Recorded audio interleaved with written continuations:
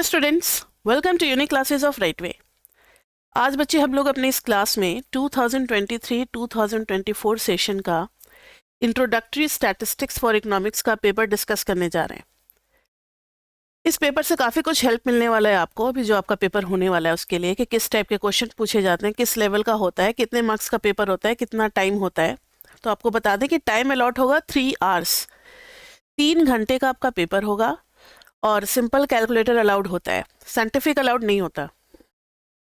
उसके बाद से ये 90 मार्क्स का पेपर होता है। कितने मार्क्स का? This is our class 1। 90 marks का पेपर होता है। एमएमई में सीधा सेक्शन स्टार्ट हो जाता था और हर सेक्शन में अपनी अपनी बातें होती थी, लेकिन यहाँ पार्ट ए होगा, पार्ट बी। एक क्वेश्चन स्टार्टिंग का कंपलसरी होता है, वो सबको करना है, उसमें कोई ऑप्शन नहीं है। तो क्वेश्चन नंबर 1 इज कंपलसरी, ये तो करना ही करना है आपको। और ये जनरली फर्स्ट चैप्टर से ही होता है। फर्स्ट चैप्टर में जो भी मैंने आपको पढ़ाया हुआ है, बेसिक्स जो पढ़ाया हुआ है, उसको भी जरूर करके जाना, क्योंकि क्वेश्चन उससे भी आ रखे हैं पेपर में।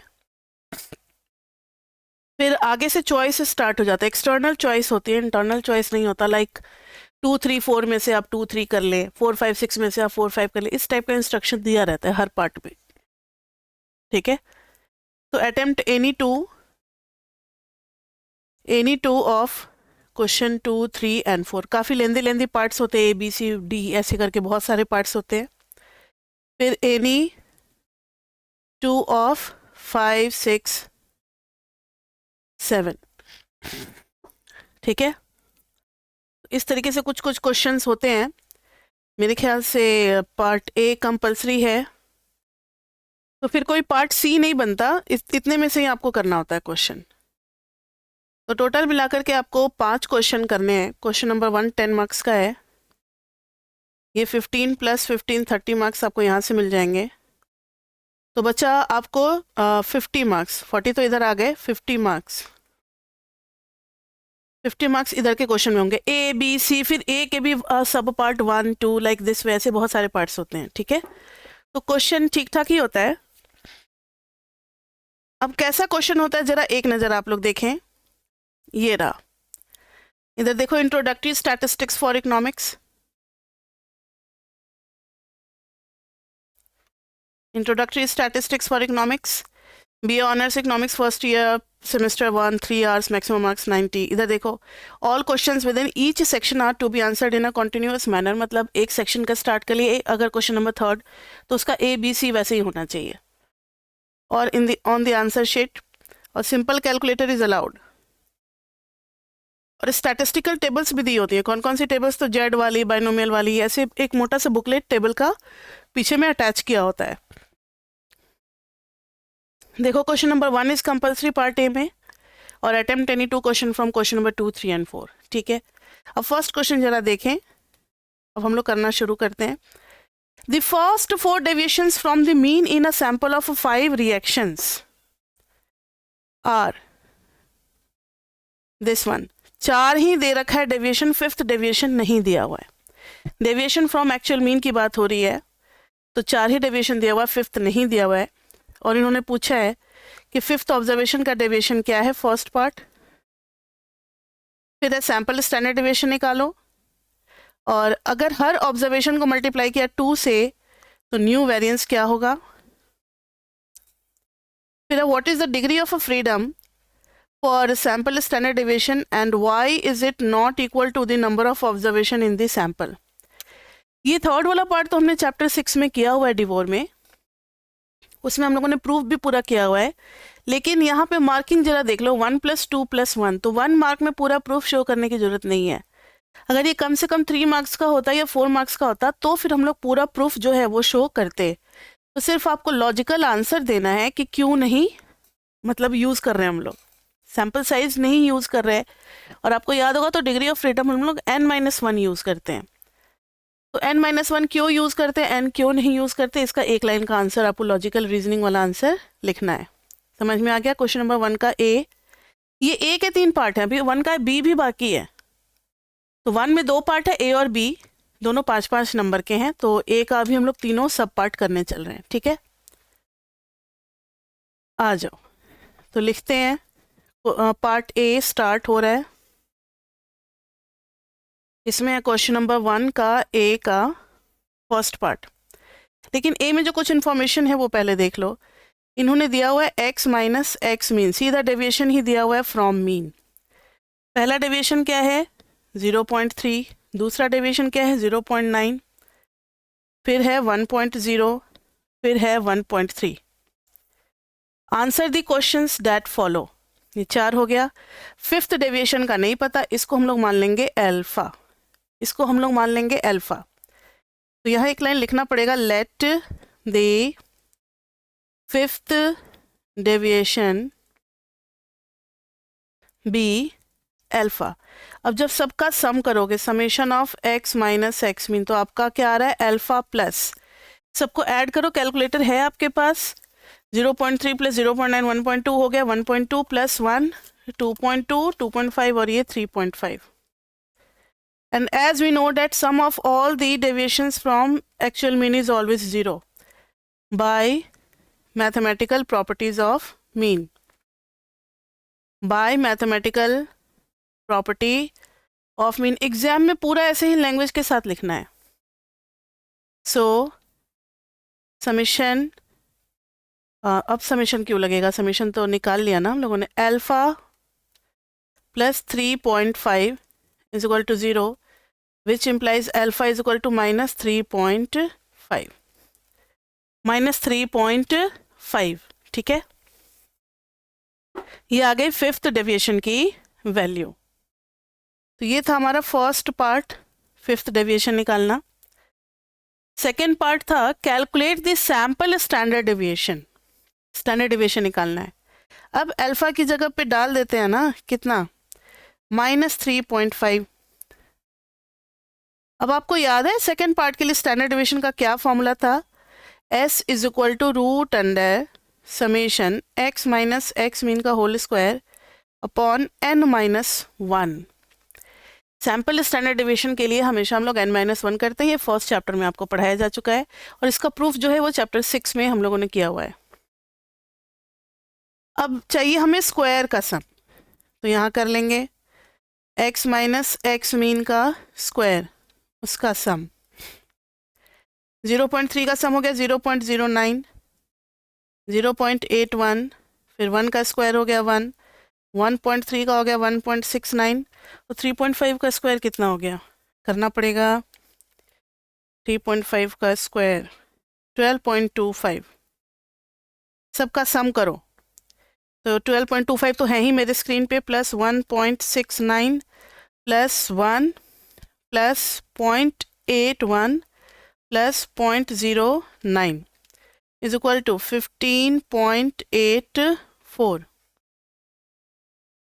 तो s की वैल्यू आ जाएगी, s is equal to root under 15.84 by n, कितना था 5 ऑब्जर्वेशंस थे, तो 5 माइनस 1 यानी कि 4, तो रूट अंडर 15.84 डिवाइडेड बाई 4 3.96, और फिर इसका अंडर रूट ले लेंगे। ये आ गया, पूरा ही सॉल्व कर लिया मैंने, क्योंकि मेरे पास तो साइंटिफिक है, लेकिन आप लोग पूरा निकालने के बाद करना।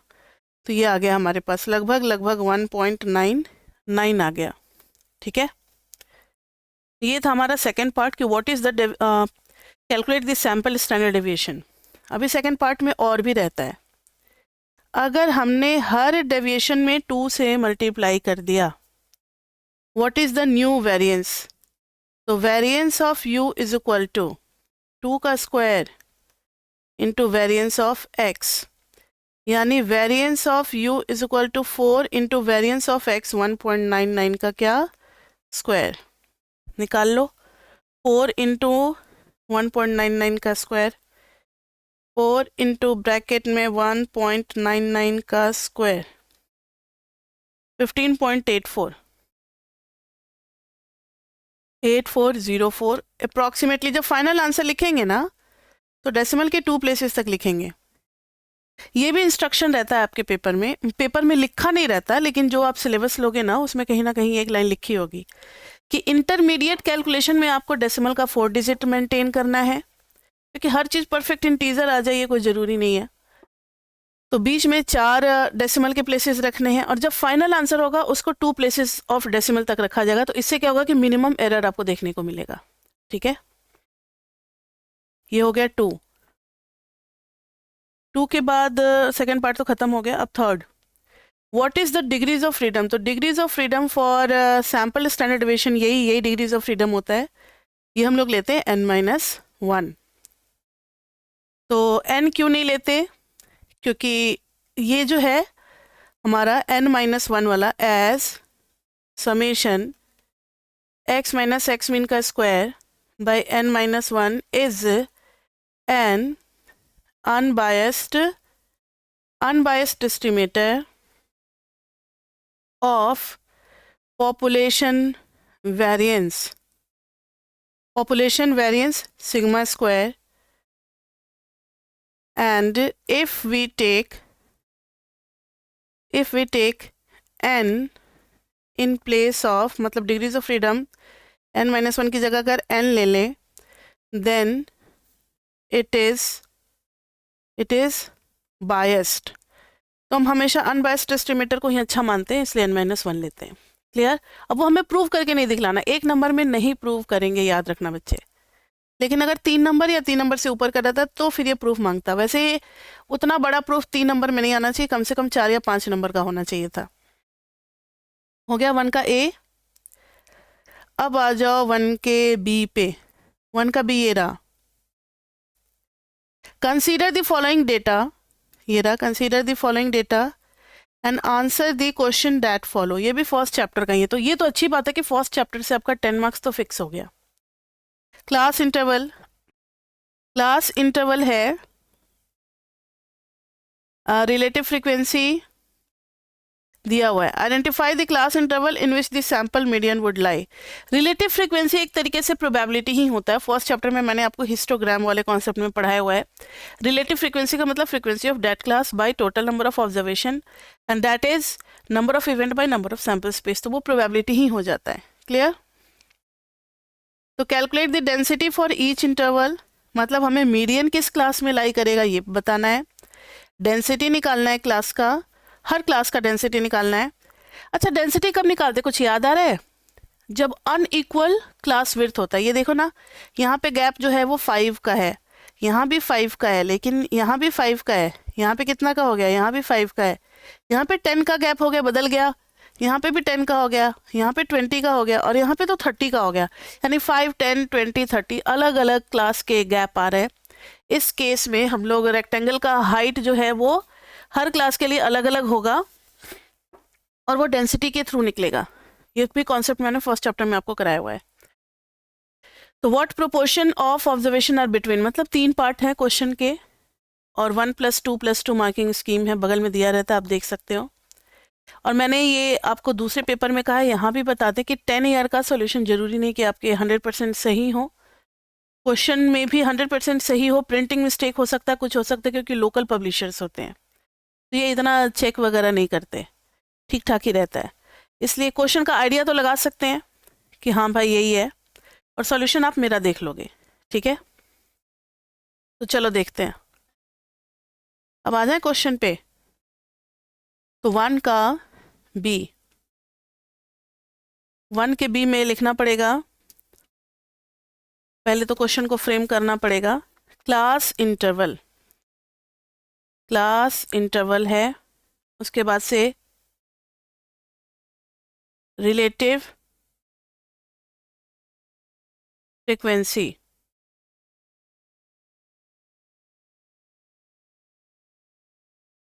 दे रखा है क्लास इंटरवल और फ्रीक्वेंसी, तो पहले उसको नोट डाउन कर लें। 0 to 5, 5 to 10, 10 to 15, 15 to 20, 20 to 30, 30 to 40, 40 to 60, 60 to 90। Relative frequency आ गया 0.177, 0.166, 0.175। All these values are given in the question itself. बस अभी हम क्वेश्चन से नोट डाउन कर रहे हैं।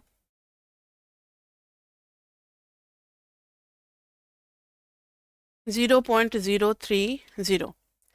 पहला पार्ट था बच्चे कि किस क्लास में सैंपल मीडियन जो है वो लाई करेगा, सैंपल मीडियन लाई करेगा। तो आप एक तरीके से समझ लो कि रिलेटिव फ्रीक्वेंसी में f बाई समेशन f होता है। रिलेटिव फ्रीक्वेंसी का मतलब क्या होता है? F I by summation of F I. तो मीडियन के लिए आपको याद होगा कि हम लोग निकालते थे क्या? C F, cumulative frequency. Cumulative frequency में फ्रीक्वेंसी का सम करते थे।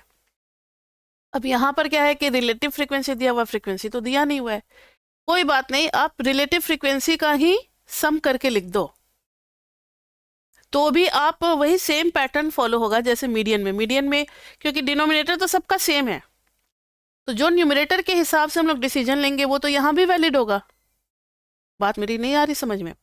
सपोज करो रिलेटिव फ्रीक्वेंसी नहीं होता, ये खाली एफ होता, तब तो हम निकाल लेते ना 0.177, ऐड करते तो 0.343, 0.518 और भी आएगा 0.654, सो ऑन, ये सब तो आप अपना निकाल लोगे सी एफ।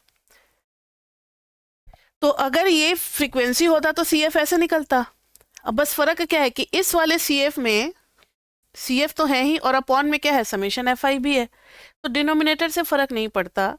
न्यूमरेटर में देखो, न्यूमरेटर में 0.518 कहाँ आया? मतलब 50% वहां तक की प्रोबेबिलिटी हो गई है। तो ये वाला जो क्लास है इसी में कहीं ना कहीं मीडियन होगा, क्योंकि देखो ना गैप पे आप ध्यान दो, 0.343 और 0.518 के बीच में ही कहीं ना कहीं 0.5 आएगा और वो इस क्लास में लाई करेगा। सो मीडियन क्लासेस लिखेंगे फर्स्ट पार्ट के लिए, since CF is equal to 0.518 is just greater than 0.5, just greater than 0.5 and lies in 10 to 15 interval, so it contains median, so it contains median। ये क्या contain करता है? Median इसी class में होगा। अब है density for each class interval. तो बच्चे आपको डेंसिटी का फॉर्मूला याद होगा। डेंसिटी का फॉर्मूला मैंने लिखवाया था आपको, relative frequency by class width, क्योंकि हर क्लास की विड्थ अलग अलग है तो फिर क्लास विड्थ का इफेक्ट आएगा उस पर। तो relative frequency by class width. तो ठीक है, रिलेटिव फ्रीक्वेंसी तो है हमारे पास, क्लास विड्थ नहीं है तो क्लास विड्थ निकालना पड़ेगा। तो इधर लिख लेते हैं क्या, इस लाइन को हटा दो, क्लास विड्थ, क्योंकि हर क्लास की विड्थ अलग अलग है, हर क्लास की विड्थ अलग अलग है, इसलिए लिखना जरूरी है, तो कैलकुलेशन आसान हो जाएगा। पहले वाले क्लास का 5 है, इसका भी 5 है, इसका भी 5 है, इसका भी 5 है। वेट, बी केयरफुल, 10, फिर है 10, फिर है 20, फिर है 30। तो अब जो डेंसिटी निकालना है, डेंसिटी, तो डेंसिटी के लिए क्या करेंगे? Relative frequency by class width. तो 0.177 बाई 5 कितना आ जाएगा? इस लाइन की, वर्टिकल लाइन की कोई जरूरत नहीं है। कितना आ जाएगा डेंसिटी पहले वाले का? 0.0354। ऐसे ही सबका निकाल लेना, 0.166 बाई 5 यह जगह 0.032, यानी हर वैल्यू जैसे ये है 0.44, इसको 20 से डिवाइड कर देना है, 0.044 बाई 20, ये आ जाएगा अपना 0.0022, लाइक दिस वे। ये पूरा डेंसिटी आपको निकाल लेना है। क्लियर? अब है थर्ड पार्ट कि what proportion of observation are between 25 and 45। तो ध्यान दो, 25 से 45 के बीच में हमारे कौन कौन से क्लास आ रहे हैं? पहला क्लास है 20 to 30, इसमें 25 वाला आने का चांस है। इसमें फ्रीक्वेंसी है कितना? 20 to 30 में है 0.194, ठीक है। उसके बाद से क्लास है 30 to 40, इसमें कितना है फ्रीक्वेंसी? 0.078। अभी समझा रहे हैं आपको कि क्या करना है हमें। फिर है 40 to 60, इसमें है 0.044। यहाँ गैप कितने का है? 10 का है। यहाँ भी गैप 10 का है। यहाँ गैप कितने का है? 20 का है। अब इसको हम लोग दो पार्ट में ब्रेक करेंगे, 20, 25, 30। तो रिलेटिव फ्रीक्वेंसी भी दो टुकड़ों में बट जाएगा। 0.194 का हाफ कितना हो गया, 0.097। तो वो वैल्यू यहाँ पे लिख दोगे 0.097, इधर भी आ जाएगा 0.097। ठीक है। अब इसकी बात आ रही है 30 to 40 की। तो 30 to 40 तो पूरा ही ले लेना है ना 25 to 45 के बीच में, तो इसमें तो कुछ ब्रेक करने की जरूरत नहीं है। लेकिन 40 to 60 में हमें सिर्फ 45 तक ही जाना है, पूरा नहीं लेना। तो इसको चार पार्ट में डिवाइड करेंगे, 40, 45, 50, 55 और 60। देखो चार पार्ट है, 1, 2, 3, 4। चार पार्ट का मिलाकर के रिलेटिव फ्रीक्वेंसी होना है 0.044। तो एक क्लास का कितना हो जाएगा, 0.011। अब देखो 25 to 30 में ये आ गया, ये भी आ गया और ये भी, मतलब 20 से लेकर के 45 के बीच में प्रोपोर्शन पूरा निकल जाएगा।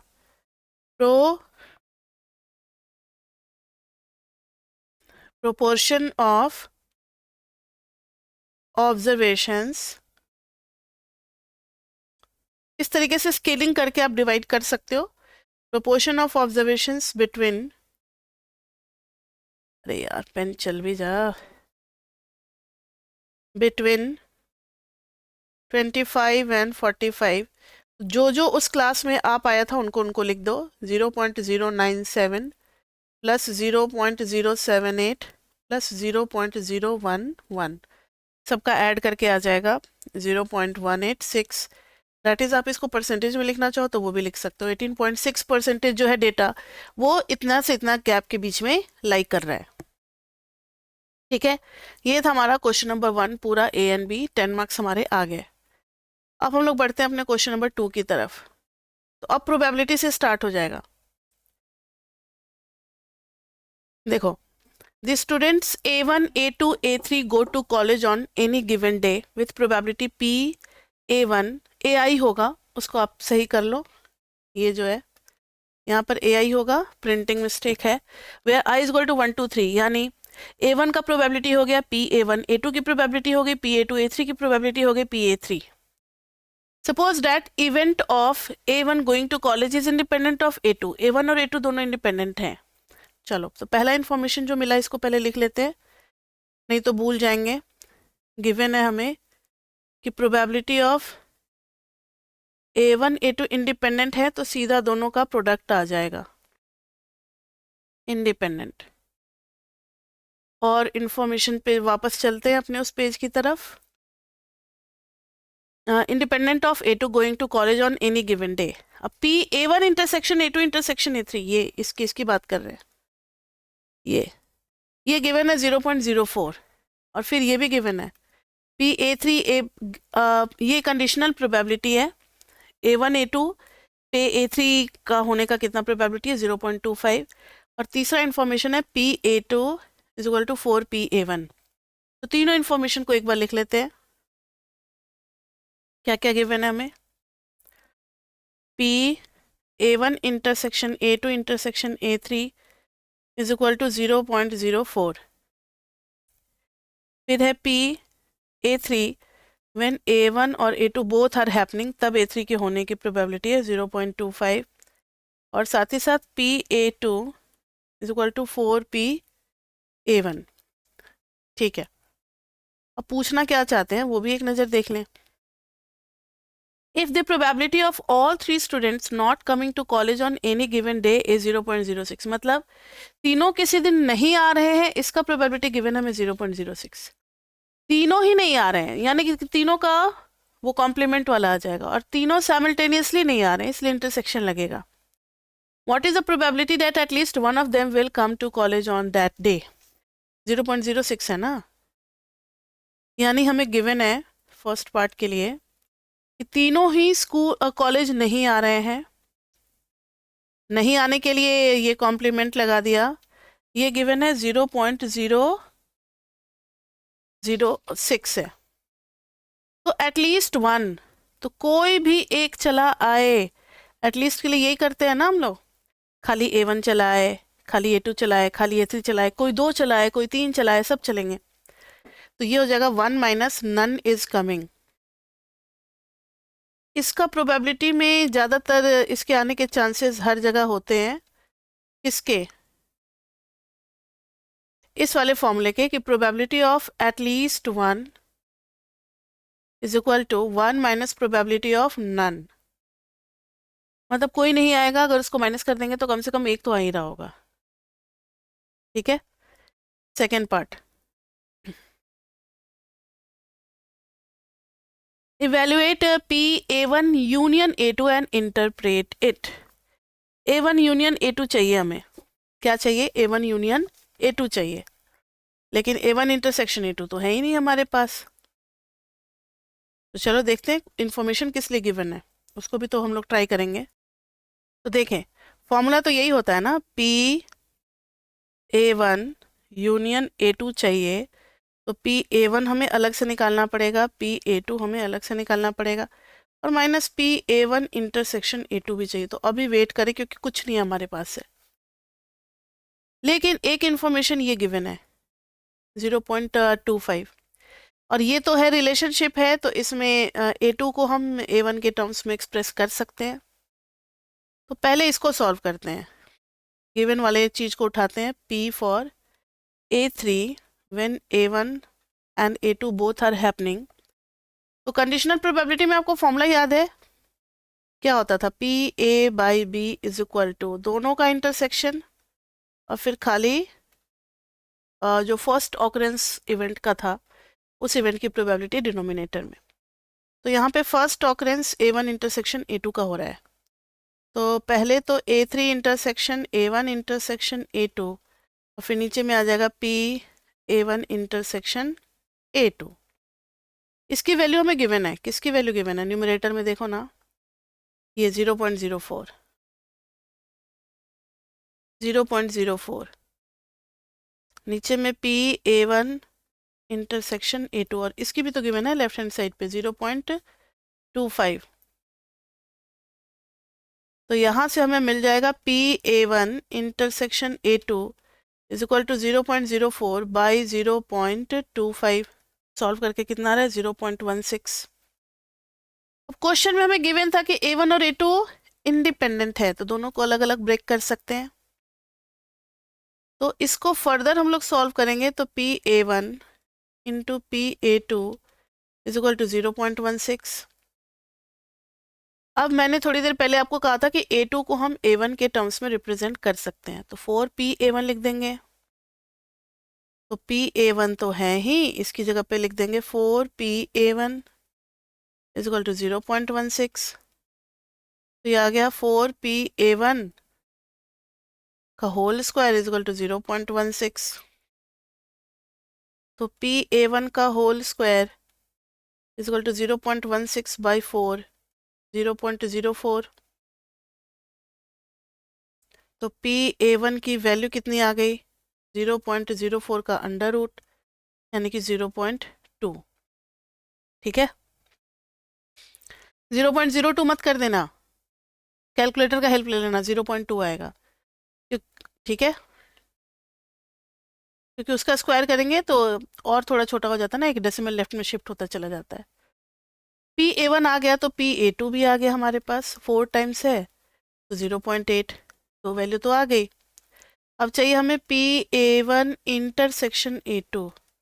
A1 इंटरसेक्शन A2 निकाल लिया है, तो दोनों का मल्टीप्लिकेशन है ही। अब इसको पुट कर दोगे तो यूनियन आ जाएगा, तो पुटिंग इन 1, ये दे रखा है 0.16, putting in 1, PA1 union A2 is equal to 0.2 plus 0.8 minus 0.16, यानी 0. ये हो गया 1 माइनस 0.16 यानी कि 0.84। ठीक है, तो ये थे 3 पार्ट थे हमारे, नहीं अभी सेकंड पार्ट ही किया, थर्ड पार्ट अभी बाकी है। थर्ड पार्ट देखना, if A2 has come to college, यानी पहला इवेंट क्या हो रहा है, A2 चला गया है कॉलेज, तब बोथ A1 एंड A2 के जाने के चांसेस क्या हैं, मतलब दोनों साइमल्टेनियसली जाएंगे, इसके क्या चांसेस हैं। इसका मतलब है कि पहले जा चुका है कौन, A2, तब A1 और A3 दोनों के जाने के चांसेस क्या हैं, दोनों के जाने के चांसेस क्या हैं। तो फिर से वही कंडीशनल प्रोबेबिलिटी वाला ही फॉर्मूला लगा देंगे। तो ये आ जाएगा P of A1 intersection A3 intersection A2 और नीचे में आ जाएगा P A2। तीनों का इंटरसेक्शन का वैल्यू गिवन था हमें, आपने अगर नोटबुक में नोट किया हुआ तो लिख लो, नहीं तो बैक करके आप देख सकते हो 0.04। और PA2 हमने निकाल लिया था 0.8 था ना, नहीं 0.08 था शायद, एक मिनट यही तो है, ये रहा 0.8 था। अब आप इसका डेसिमल उड़ाओगे, इसका तो यहाँ दोगे तो 1/20 आ जाएगा। 1/20 का मतलब हो गया 0.05। तो ये था हमारा 2 का A, ये था हमारा 2 का A। अब हम लोग बढ़ते हैं 2 के B की तरफ। 2 का B ये रहा। A book store purchases 3 copies of book at ₹6। मतलब बुक स्टोर 3 कॉपी तो खरीदता ही खरीदता है, मतलब उसका 18 रुपया तो कॉस्ट लगेगा ही लगेगा। And sell each at ₹12 each. अब हो सकता है पॉसिबिलिटी क्या क्या है कि एक ही कॉपी बिके, 2 कॉपी बिके, 3 कॉपी बिके या फिर 0 नंबर ऑफ कॉपीज बिके। जितना कॉपी बेचेगा 12 रुपए के हिसाब से उसका रेवेन्यू कलेक्शन जाएगा। Unsold copies are return for ₹2। और अगर नहीं बिक पाया आप उसको बेचोगे तो 2 रुपए में बिकेगा। स्क्रैप मतलब समझो वापस रिटर्न करना।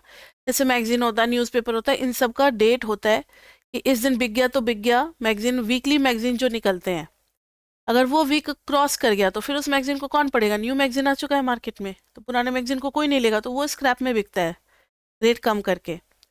तो ₹2 का मिलेगा। The PMF of X is given as follows. इन्होंने तो दे भी दिया है, नहीं तो हम खुद से निकाल सकते थे, ठीक है। वैसे X का PMF दिया हुआ है और X क्या है, अब book purchases 3 copy the PMF of X, मेरे ख्याल से X जो है वो कितने कॉपीज सेल हो रहे हैं उसका है, ठीक है। अब देखो जरा, अगर आप 3 कॉपीज परचेज कर रहे हो, नंबर ऑफ कॉपीज के लिए रैंडम वेरिएबल हम लोगों ने मान लिया X। X जो है वो मैक्सिमम X कहाँ तक जा सकता है, 3। अब 3 कॉपीज आपने सेल परचेज किया है तो रेवेन्यू या सेल कितना हो सकता है, X। हो सकता है कि आपका एक भी कॉपी ना बिके, हो सकता है 1 कॉपी बिक जाए, ध्यान से सुनना, हो सकता है 2 कॉपी बिक जाए, हो सकता है 3 कॉपीज बिक जाए। अब रेवेन्यू का फंक्शन क्या होगा, अब 1 कॉपी बिके इसका PMF हमें दिया हुआ है, 1 कॉपी बिके 0 कॉपी बिके इसकी प्रोबेबिलिटी है 0.1, फिर 1 कॉपी बिके इसकी है 0.2, 0.2, 0.5। मतलब 3 कॉपी का सेल होना इवेंट है और उसकी प्रोबेबिलिटी है 0.5। समझ में आ रही है बात। रेवेन्यू क्या होगा, X के लिए रेवेन्यू निकालना, मान लो कि X number of copies sell हुआ है, X क्या क्या हो सकता है, 0 भी हो सकता है, 1, 2 या 3 हो सकता है। 3 से तो ज़्यादा बिकेगा ही नहीं क्योंकि हमारा स्टॉक ही 3 का है। तो सबका कलेक्शन जाएगा 12 इंटू X, और फिक्स्ड कॉस्ट तो आपका 3 इंटू 6 लग ही रहा है, 18 रुपये तो जा ही रहा है। और जो बच गया, बच कितना गया, 3 माइनस X, उसको आप 2 रुपये के हिसाब से बेच भी दे रहे हो तो वहां से भी कुछ आप कमा ले रहे हो। तो कमाई का जरिया हो गया कितना सेल करो और कितना स्क्रैप में बेच रहे हो, और कॉस्ट आप पे कर रहे हो वो फिक्स है 18। इसको सॉल्व कर लो, 12x minus 18 plus 6 minus 2x, तो 12 minus 2x is 10x minus 12, ठीक है। Rx हो गया 10x माइनस 12, तो Rx इज इक्वल टू लिख देंगे 10x माइनस 12। 10x माइनस 12 मतलब 10 इंटू 0 0 माइनस 12, 1 1 डालेंगे तो 10 इंटू 1 10 माइनस 12 माइनस 2, 2 डालेंगे तो 10 टू जा 20 और -12 8, फिर 3 डालेंगे तो 10 3 जा 30 -12 18, रेवेन्यू आ गया। अब ध्यान से सुनना, यही सेम प्रोबेबिलिटी रेवेन्यू के लिए भी होगा। अब ऐसा क्यों? क्योंकि 0 नंबर ऑफ कॉपीज सेल होना और रेवेन्यू -12 आना दोनों सेम इवेंट है। तो जो 0 नंबर ऑफ कॉपीज सेल होने की प्रोबेबिलिटी होगी वही रेवेन्यू -12 के कलेक्शन की भी प्रोबेबिलिटी होगी, इसलिए सेम हम लोग प्रोबेबिलिटी रेवेन्यू के लिए भी इस्तेमाल कर सकते हैं। एक्सपेक्टेड रेवेन्यू जरूर पूछा होगा, तो इन्होंने क्वेश्चन देख ले जरा। नेट रेवेन्यू पूछा हुआ है, ध्यान दो यहाँ, पीएमएफ ऑफ नेट रेवेन्यू, तो पीएमएफ तो हमने निकाल लिया, एक्सपेक्टेड वैल्यू भी निकालना है एंड वेरिएंस ऑफ एक्स निकालना है, एक्स का निकालना है। अच्छा, वाई को रेवेन्यू को वाई लेने को कहा है, हमने जो आर लिया उसको रिप्लेस करेंगे अभी वाई बैक जा करके। Expected value and variance of net revenue, मतलब एक्स का भी ई एक्स वेरियंस निकालना और वाई का भी निकालना है। Find P Y less than 8, less than greater than equal to है, वो लेस देन नहीं है। आप आर को चेंज करके वाई कर दो, दिस इज वाई, तो रेवेन्यू को वाई बना दो क्योंकि बुक में वाई लेने को कहा है। जब कह देता है तब तो हमें वही लेटर यूज करना चाहिए। अब हम लोग y इंटू पी वाई, इसी को हम लोग पी वाई भी इस्तेमाल कर सकते हैं, ठीक है। तो y इंटू, पहले x का बोला है ना, x इंटू पी एक्स और फिर x square into P x, variance के लिए चाहिए ना। x इंटू पी एक्स कितना हो गया? 0, 0.2, 0.4, 1.5, फिर x square into P x, एक बार और x से मल्टीप्लाई करेंगे, 0, 0.2, 0.8, 4.5, इधर हम लोग मल्टीप्लाई करेंगे तो 1.9 और 2, 2.1, फिर इधर आ जाएगा 8, 5, 13, 2, 15, कैरी 1, 5.5। तो आ गया हमारे पास expectancy of x is equal to कितना आ गया? 2.1, और expectancy of x square is equal to कितना आ गया? 5.5। तो variance of x is equal to कितना आ गया? Expectancy of x square minus expectancy of x का होल स्क्वायर। तो expectancy of x square is 5.5 minus 2.1 का स्क्वायर, तो 5.5 माइनस 2.1 का स्क्वायर, यह आ गया 1.09। So this is your variance of x। आ गया? अब है वेरिएंस ऑफ x भी आ गया और एक्सपेक्टेंसी भी आ गया। अब हमें थर्ड क्वेश्चन में पूछा था y का निकालने को, याद है? Expected value and variance of the net revenue y, ठीक है। थर्ड पार्ट के लिए expected value of y, y का एक्सप्रेशन क्या आया था बच्चे? इन टर्म्स ऑफ x आया था। तो आपको अगर रूल पता है तो आप ये मत निकालने लग जाना, y इंटू पी वाई भी कर सकते हो, कोई दिक्कत नहीं है, आएगा तो उससे भी सेम आंसर। लेकिन इतना कैलकुलेशन क्यों करेंगे? सम करो फिर फॉर्मूले में डालो, सीधा प्रॉपर्टी लगा देंगे ना 10x माइनस 12 पे, 10x माइनस 12, तो 10 बाहर आ जाएगा, expectancy of x minus expectancy of 12, तो ये 10 into expectancy of x is 5.5 और 12 की एक्सपेक्टेंसी 12 होगी, ये हो गया 55 माइनस 12 कितना हो गया? 5 में से 2 गया 3, 4, ये आ गया 43। अब वेरिएंस ऑफ y निकालोगे तो वेरिएंस ऑफ 10x माइनस 12, तो ये आ जाएगा 10 का square into variance of x, 12 का तो 0 हो गया, तो ये आ गया 100 into variance of x, variance of x is 1.09 is equal to 109। समझ में आ गई बात? और फिर नेक्स्ट पार्ट पूछा probability for y greater than equal to 8, मतलब 8 या उससे ऊपर की प्रोबेबिलिटी कितनी होगी? तो देखो तो जरा, है तो ये डिस्क्रीट ना, y की वैल्यू 8 या उससे ज़्यादा कहाँ है? इन दोनों पे है, 8 और 18 दो ही पॉसिबिलिटी है, और उसकी प्रोबेबिलिटी 0.2 और 0.5, ठीक है। दोनों को ऐड कर देंगे। हमारे पास दो रेवेन्यू आए थे, एक आया था 8 और एक आया था 18, तो P8 की वैल्यू थी कितनी? 0.2 और इसकी थी 0.5, दोनों मिला करके 0.7, यानी 70% चांस है कि रेवेन्यू हमारा 8 या 8 से आएगा। नेट रेवेन्यू की बात हो रही है। ठीक है, तो ये था हमारा क्वेश्चन नंबर 2। अब हम लोग बढ़ते हैं क्वेश्चन नंबर 3 की तरफ। 3 की तरफ 3 देख लो जरा एक नज़र। 1% of all individuals in a certain population are carriers of a particular disease। मतलब पूरे पॉपुलेशन में से कैरियर कितना है? 1%। तो एक ब्रांच कैरियर का निकल जाएगा, एक ब्रांच नॉन कैरियर का निकल जाएगा। ये देखो ना, ये कैरियर का ब्रांच निकल गया 1%, नॉन कैरियर का ब्रांच कितना निकल गया?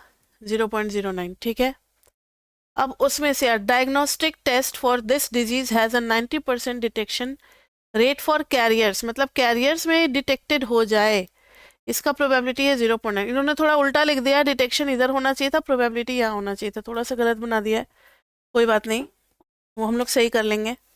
5% detection rate for non carriers, मतलब नॉन कैरियर्स में से डिटेक्ट हो जाए पॉजिटिव, इसका 5% चांस है। Suppose the test is applied independently to 2 different blood samples from the same randomly selected individuals. मतलब एक ही इंडिविजुअल का 2 बार ब्लड सैंपल लिया गया है। Draw the tree diagram for the question. लो भाई, ट्री डायग्राम बनाना है, बन जाएगा। ट्री डायग्राम में क्या है? एक कैरियर है, एक नॉन कैरियर है। कैरियर कितना है पॉपुलेशन में से? 0.01%। इधर हो जाएगा 0.99। कैरियर में से डिटेक्ट हो जाए पॉजिटिव, डिटेक्टेड मतलब पॉजिटिव, इसका है 90% चांस। तो नेगेटिव डिटेक्ट हो, नॉन डिटेक्टिव, इसका कितना हो जाएगा? 0.1। नॉन कैरियर में से डिटेक्ट हो जाए, मतलब उनका है नहीं डिजीज, लेकिन अब टेस्ट में आ गया। जैसे कोरोना में होता था ना, किसी को कोरोना के कोई सिम्टम्स नहीं आ रहे लेकिन टेस्ट में आ गया, तो इसके कितने चांसेस हैं? दे देगा 5%, तो 0.05। तो इधर कितना आ जाएगा नेगेटिव डिटेक्शन के लिए? 0.95। ठीक है, ये बन गया हमारा ट्री डायग्राम।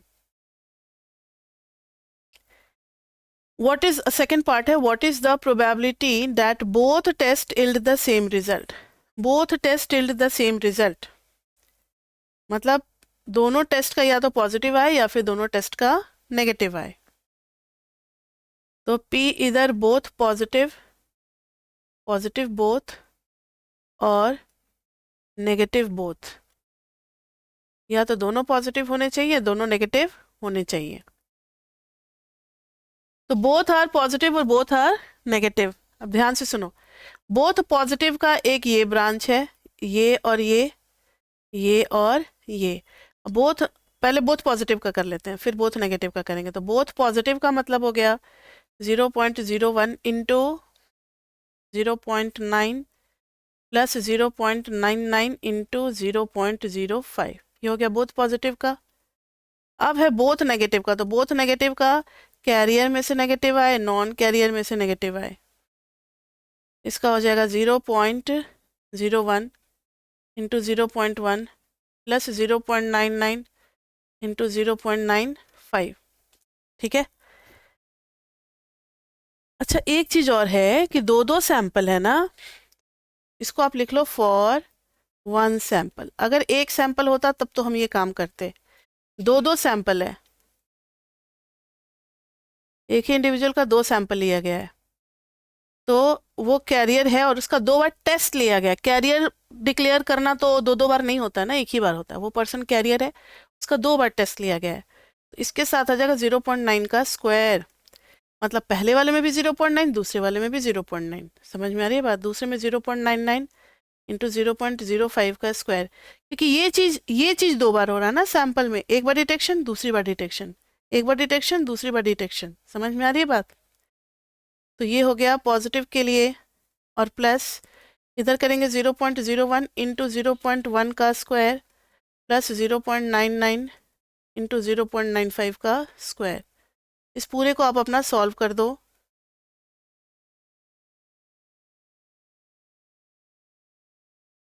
क्या दब गया, 1 मिनट। पूरा सॉल्व करके ये आपका आ जाएगा अपना आंसर, कर लेना ये खुद से आप। थर्ड में है if both test are positive what is the probability that selected individual is a carrier, मतलब उल्टा पूछा है, Bayes theorem. Both are positive, जब दोनों पॉजिटिव हैं, बोथ पॉजिटिव, तब कैरियर होने का चांस क्या है। अब देखो इवेंट हो तो रहा था पहले कैरियर फिर पॉजिटिव आ रहा था, लेकिन पूछा उल्टा है कि अगर पॉजिटिव आ गया तो फिर कैरियर होने का क्या चांस है। तो पॉजिटिव तो दोनों जगह से हो रहा है ना, पॉजिटिव यहाँ से भी हो रहा है और यहाँ से भी हो रहा है, लेकिन कैरियर वाला पॉजिटिव होने का चांस कितना है, तो ये न्यूमरेटर में आएगा, यानी 0.01 इंटू 0.9 का स्क्वायर, नीचे में दोनों का पॉजिटिव, यानी 0.01 इंटू 0.9 का स्क्वायर। ट्री डायग्राम जिसको समझ में आ गया समझो, उसके लिए बेस थ्योरम बहुत इजी हो गया, ट्रिकी हो गया। ठीक है, ये था हमारा क्वेश्चन नंबर 3 का ए पार्ट। तो अब हम लोग बढ़ते हैं 3 के बी पार्ट की तरफ। 3 का बी पार्ट ये रहा। Let X be a random variable with CDF, ये इसका CDF है, कैपिटल FX से रिप्रेजेंट किया हुआ है। फाइंड द PDF, ठीक है PDF निकाल लेंगे। Find the probability, find the probability, find the 60th percentile, find the probability. ठीक है, चलो क्वेश्चन नंबर 3 का B part. Capital FX is equal to क्या दिया हुआ है, 0, x is less than 2, x minus 2/2, x is between 2 to 4, 1 अगर x is greater than equal to 4। यानी एक बात है कि 2 के पहले कोई प्रोबेबिलिटी नहीं है, 0, 4 के बाद कुछ नहीं है, तभी तो यहीं पे 1 हो गया, और सिर्फ इसके बीच में प्रोबेबिलिटी, यानी रैंडम वेरिएबल सिर्फ 2 से 4 के बीच में जा रहा है, और इसके बीच में आ रहा है x माइनस 2/2। तो नहीं, अब वो क्या आ रहा है वो नहीं पता है, स्मॉल FX है ना, वो निकालेंगे। तो small FX is equal to capital FX का डेरिवेटिव। तो x माइनस 2/2 का डेरिवेटिव करेंगे तो x का हो गया 1, 1/2, 2 का तो 0 हो गया। तो स्मॉल FX की डेफिनेशन लिखेंगे 1/2, अगर x हमारा 2 से 4 तक है, 0 अदरवाइज, मतलब 2 के पहले भी 0 है और 4 के बाद भी प्रोबेबिलिटी 0 है। PDF बना दिया हमने। PDF बनाने के बाद सेकंड पार्ट है प्रोबेबिलिटी फॉर x बिटवीन 2/3 से लेकर के 3 तक। तो अगर हमारे पास CDF है तो हम उसका भी यूज़ कर सकते हैं, capital F3 minus capital F2/3। तो देखो ना, कैपिटल F3, 3 भी इसी में आ रहा है, 2/3 कितना है, 0.67 समथिंग, वो तो 2 से छोटा है, वो तो 0 हो जाएगा। तो x माइनस 2/2 में डाल दो पहली वैल्यू, 3 माइनस 2/2, और इसका तो 0 है, तो ये आ गया 1/2।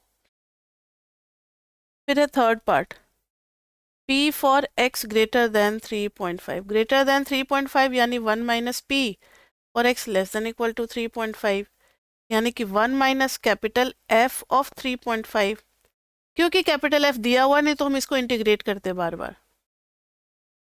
3.5 भी रेंज में हमारा, तो x माइनस 2/2 में पुट कर देंगे, तो 1 माइनस 3.5 माइनस 2/2। ठीक है, तो ये आ गया 1.5/2, 1 माइनस 0.75 यानी कि 0.25। क्लियर। नेक्स्ट है fourth part, find the 60th percentile. तो P for x less than equal to P60 is equal to 0.6 होता है, यानी कि capital F of P60 is equal to 0.6। और इसी में एक में पुट कर सकते हैं, इसके बाद से तो ये 1 से बड़ा है और इसके पहले तो 0 है।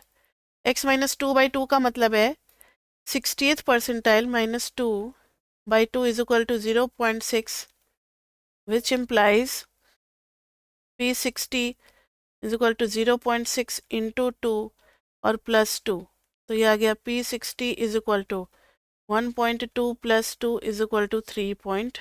तो 3.2 is our P60। ठीक है, अब है fifth part, find probability for x is equal to 3। तो इसके लिए अगर CDF का हेल्प लेते तो F3 में से माइनस करते F2, लेकिन रैंडम वेरिएबल हमारा कॉन्टिन्यूअस टाइप का है तो कितना माइनस करेंगे हमें पता ही नहीं है, इसलिए हम लोग क्या करेंगे, P for x is equal to 3 के लिए, अच्छा कॉन्टिन्यूअस है ना तो 0 ही आएगा। हाँ जी, मतलब थोड़ा सा भी 3 और माइनस h करेंगे तो बात सेम ही आएगा, F3 पे भी वही और 3 माइनस h पे भी वही, तो 0 आएगा। कॉन्टिन्यूअस में वैसे भी हम नहीं निकाल सकते ना, एक ही 3 पे क्या एरिया निकालेंगे, कुछ तो थोड़ा सा आगे पीछे होता तब एरिया निकलता, इसलिए कॉन्टिन्यूअस में हमने पढ़ा है कि किसी एक पॉइंट पे प्रोबेबिलिटी जो है वो नहीं निकल सकता। फिर भी किसी किसी बुक में कन्वेंशन के लिए कह देते हैं कि 3 पे अगर निकालना है तो हम लोग 2.5 से 3.5 के बीच में इंटीग्रेट कर देंगे, लेकिन ये उतना मुझे सही मेथड नहीं लगता है, तो आप अपना 0 ही डालोगे, आपके बुक में दे रखा है 0। ठीक है, ये था हमारा क्वेश्चन नंबर 3। अब है क्वेश्चन नंबर 4। 4 है, 5 है, 6 है, 7 है। तो इन क्वेश्चंस को फिर हम लोग नेक्स्ट क्लास में कर सकते हैं, एक ही क्लास में सब करना ज़रूरी नहीं है। तो आज के क्लास में बच्चे बस इतना ही, फिर हम लोग नेक्स्ट क्लास में मिलते हैं और नेक्स्ट क्लास में कंटिन्यू करेंगे क्वेश्चन नंबर 4 से। ठीक है, नेक्स्ट क्लास में कंटिन्यू करेंगे क्वेश्चन नंबर 4 से। तो next class will be class 2, red से लिखते हैं ना, क्लास 2 2023-2024 वाला पेपर डिस्कशन हो रहा है, SME1, और हम लोग कंटिन्यू करेंगे क्वेश्चन नंबर 4 के A पार्ट से। ठीक है बच्चे, अभी तक के लिए इतना ही, फिर मिलते हैं नेक्स्ट क्लास में। Till then bye bye bye bye bye.